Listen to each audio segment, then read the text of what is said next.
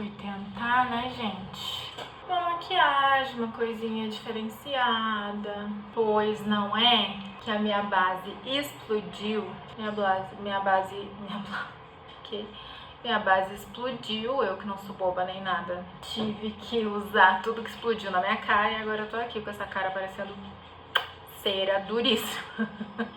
Mas vamos lá. A Sally Diamond incinerou o próprio pai e eu acho que nada poderia ter me preparado para o que aconteceu a partir disso. Tudo que eu vou falar a partir daqui sobre esse livro vai ter spoiler. Então, se tu ainda não leu, eu vou deixar o link para esse livro aqui na descrição do vídeo. Tenham em mente também que apesar do livro ter essa capa meio Wandinha, ele é tipo assim, com certeza para maior de 18 anos. Ele envolve gatilhos muito pesados. Esse é um aviso de gatilho que vocês não vão encontrar na maioria das sinopses tipo da Amazon da vida. A sinopse mais básica desse livro, que tu encontra, por exemplo, na sinopse da Amazon, é que a Sally Diamond é uma mulher já nos seus 40 anos, de poucas palavras e de poucos amigos também. Ela mora numa casa isolada num vilarejo da Irlanda com o pai e ela não gosta de socializar. Segundo esse pai dela, a Sally é desconectada emocionalmente. Ela não tem muitas memórias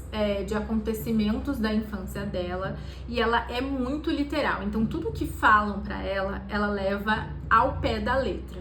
Vocês estão ouvindo o ensaio do carnaval rolando lá embaixo? Eu vou deixar acontecer, porque eu não vou fechar essa janela, eu vou derreter se eu fechar essa janela. Eu e os 200 quilos de base que eu passei na minha cara. Vamos derreter. Então...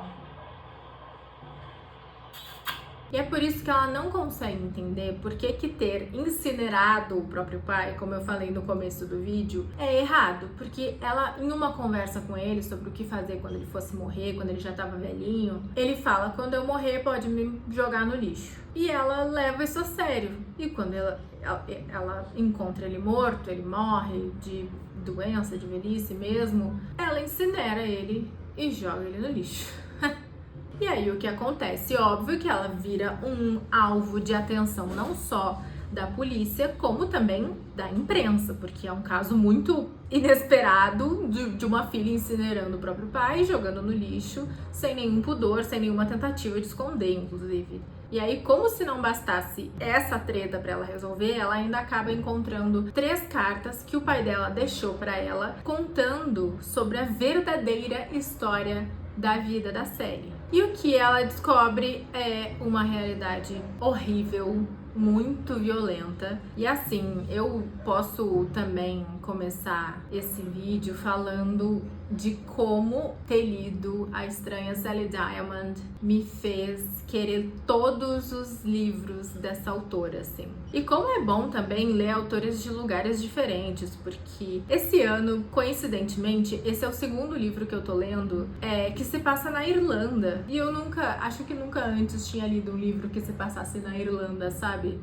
Os nomes das cidades são diferentes, os nomes das pessoas às vezes têm alguma diferença. E uma parte desse livro também se passa na Nova Zelândia, e eu também nunca li um livro que tivesse se passado na Nova Zelândia, então ler histórias que não se passam no Maine, assim, amo Stephen King, mas essas histórias se passam sempre no Maine, em Nova York, sei lá, em uma rebimboca dos Estados Unidos. E aí acaba sendo revigorante encontrar autores tipo Frederick Backman, tipo Alice Nugent, tipo a Sally Rooney, tipo Richard Osman, que são de lugares diferentes. O Richard Osman é Inglaterra, mas mesmo sendo Inglaterra, mesmo livros que se passem na Inglaterra, eu acabo não lendo muito, então é refrescante ler uma coisa diferente, principalmente porque daí os enredos muitas vezes são diferentes do que a gente tá acostumado da mesmice de sempre, sabe? E esse de fato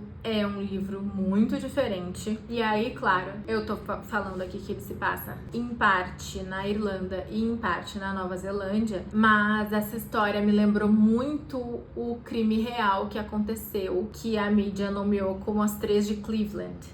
Eu consumo muito true true crime. Então, quando eu percebi o plot de A Estranha Sally Diamond, que é... Vou trazer spoiler, gente. Mas justamente quando eu percebi que o plot do livro seria o fato de o pai biológico da Sally ter sequestrado uma menina de 11 anos, ter tido um filho com ela forçadamente, depois mantido ela em cativeiro por anos e anos, tido outra filha, que no caso é a Sally, com essa mulher, e que elas foram descobertas, né, resgatadas por um cara acidentalmente num dia, me remeteu muito ao crime real que aconteceu em Cleveland, que a mídia intitulou como As Três de Cleveland. Não sei se foi necessariamente uma das inspirações da autora, também não quis pesquisar muito sobre isso, porque eu terminei esse livro meio arrasada. Porque esse livro também é uma coisa que a gente tem que chegar nele sabendo, é que ele não vai ter um final feliz. Ele não vai ter um final horrível, mas ele não vai ter um final feliz. Mas ele tem um meio que consegue ser feliz em alguns momentos, apesar de toda a tragédia que a gente tá descobrindo junto com a Sally e junto com o irmão dela, que na vida real, nas Três de Cleveland, que eu tô fazendo esse paralelo aqui nesse vídeo, e não sei se necessariamente foi um paralelo que a autora fez pra se inspirar a escrever sobre a Sally Diamond, mas no livro existe esse primeiro filho que o sequestrador teve com a primeira menina que ele raptou, e depois tem a Sally. Na vida real, nas Três de Cleveland, se eu não me engano, não é o caso. Ele sequestra mais pessoas e acho que tem só uma filha. Mas enquanto eu tava lendo, me remeteu muito. Eu sabia que eu tinha escutado já em algum lugar. E eu acho que o maior plot que a Liz Nugent traz com a Sally Diamond é que vida sobra para as pessoas que passam por traumas como esse. E principalmente, que vida tem uma criança que nasce em cativeiro, que é filha de uma pessoa que foi sequestrada com um sequestrador. Que marcas psicológicas, emocionais acabam ficando nessas crianças, nessas pessoas, porque a gente tem perspectivas de dois personagens diferentes, que é o menino e a Sally, é o Peter, eu acho o nome dele, e nesse livro especificamente, o Peter de alguma forma herda certos instintos do pai deles, do sequestrador, e a Sally não, mas ela tem sequelas de violência e ela tem instintos de agressividade que se supõe a partir desse livro que são em decorrência de ter vivido a primeira infância da vida dela dentro de um cativeiro. E eu vi muita gente divulgar esse livro e falar super bem sobre esse livro, e de fato é um livro, assim, principalmente para quem gosta de crimes reais, para quem gosta de suspense, para quem gosta de livros com assuntos que abordam assuntos mais pesados. É um livraço, vai te manter envolvido do começo ao fim. Não é um livro que a gente tem aquele problema de não consegui engajar, a escrita é devagar. Não, tem coisa acontecendo o tempo todo e coisas que te prendem, porque tragédia prende, gente. Porque a gente fica com medo que aconteça com a gente. É uma premissa que garante que esse livro, tipo assim, se tu é uma pessoa que tem dificuldade de ler um livro inteiro e gosta de crimes reais ou de assuntos envolvendo thriller, suspense, esse é um livro que vai te prender inevitavelmente. Esse não é um livro que vai nos entreter, mas ele vai nos fazer pensar. É o tipo de ficção que vai nos dar uma traumatizada para que a gente pare e pense sobre esse assunto, sabe? E a gente tem descrições muito gráficas de uma realidade que existem pessoas que sobreviveram e passaram por isso. E a Liz Nugent nos coloca basicamente pra sentir pelo menos muito desconforto. E acho que essa é uma estratégia também de nos fazer não só odiar o sequestrador, mas nos fazer pensar em quem sobrevive, sabe? Nos fazer pensar nas vítimas, nos fazer pensar no tipo de vida que essas vítimas vão ter, de como principalmente não só a mídia, como o entretenimento, como o público em geral trata esses assuntos, que nem a gente tá discutindo aqui, e não necessariamente ser apelativo, ser superficial, mas pensar sobre a vida dessas vítimas, dessas pessoas que sobrevivem a qualquer tipo de crime, na verdade, né? E aí um tópico sobre esse livro que a gente pode ficar aqui falando por muitas horas é justamente o Peter, o irmão que nasceu primeiro, né? O irmão mais velho da Sally, que nasceu primeiro dentro desse cativeiro. E ele teve um tratamento completamente diferente do tratamento que teve a Sally. Porque esse sequestrador, genitor dos dois, ele odiava mulheres. Então, óbvio que quando ele teve um filho homem, ele deu um tratamento completamente diferente. E o Peter teve esse tratamento diferenciado por ter nascido homem em um cativeiro, em um ambiente totalmente misógino e... sei lá, não sei nem descrever a quantidade de crimes que esse cara cometeu em meia dúzia de palavras. Isso porque eu tô também considerando esse paralelo com o caso real, né? Mas no livro existe esse personagem, o Peter. Ele tem esse tratamento diferenciado ao longo da vida quando o sequestrador é descoberto e libertam a Sally e a mãe dela do cativeiro. O sequestrador pega o Peter e foge pra Nova Zelândia. Eles constroem uma vida completamente diferente lá e sequestram outra menina. O Peter é enganado a vida inteira pelo próprio pai, que diz que ele tem uma doença em que as pessoas não podem encostar nele, o que é mentira. Ele só queria evitar que o Peter tivesse, de fato, contato com outras pessoas, porque talvez ele relatasse coisas que o sequestrador não queria que fossem relatadas. E na Nova Zelândia, ele sequestra uma menina com a desculpa de que é para fazer companhia pro Peter, já que ele é muito solitário por conta dessa doença. E a verdade é que ele faz com essa menina que eles sequestram na Nova Zelândia a mesma coisa que ele fazia com a que ele sequestrou na Irlanda e acabou tendo a Sally e o Peter, né? E aí o livro fica fazendo esse paralelo entre a história do Peter na Nova Zelândia e a história da Sally na Irlanda,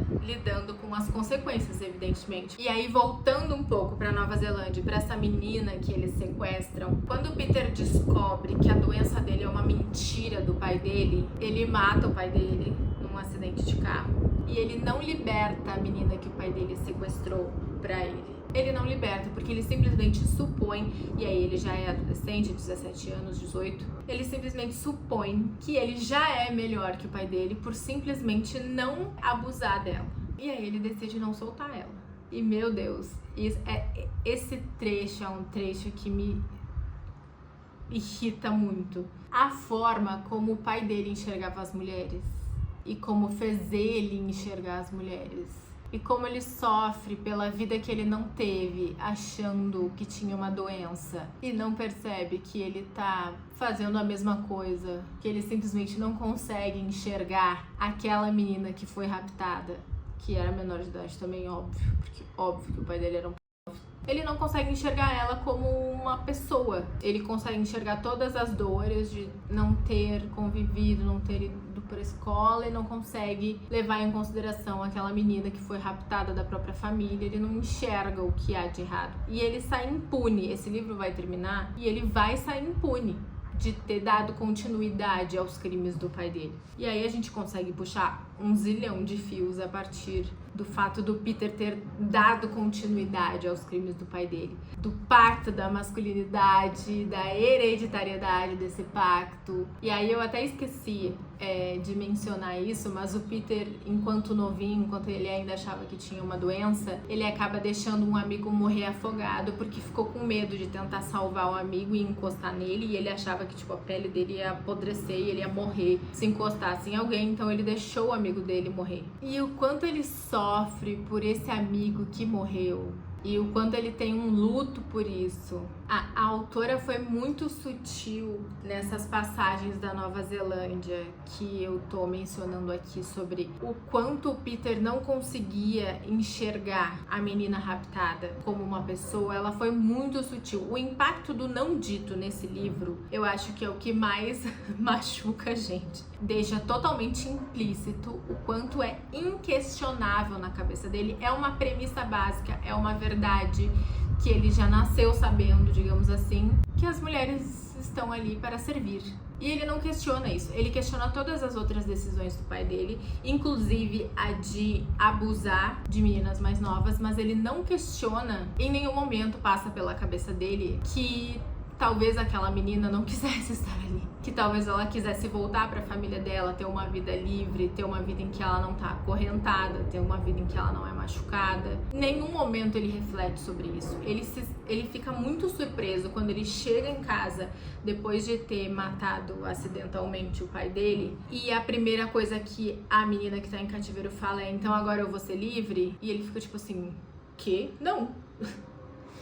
Ele não entende, ele não pensou nisso, sabe? E aí ele enxerga isso como o pai dele, que as mulheres servem para servir, né? As mulheres são feitas para servir, e em todos os aspectos, principalmente com o pai dele, mas no caso dele, principalmente uma servidão emocional mesmo. Eu não vou te devolver pra tua família porque é só tu que eu conheço agora que meu pai morreu, e aí eu preciso de ti aqui, entende? Não me importa de verdade se tu vai ficar presa aqui pra sempre, se tu não vai viver uma vida como tu merecia. Ele não enxerga a possibilidade dessa menina ter o direito de viver uma vida que ele também foi impedido de viver e não gostou. Mas ele nem pensa na possibilidade de não fazer a mesma coisa, sabe? E principalmente ele acha que o fato de ele dar o melhor cativeiro possível pra pessoa que ele está mantendo em cativeiro, ele acha que ele já é melhor que o pai dele. Mas, quando é necessário que ele tome a decisão entre ver ela livre ou ver ela morta,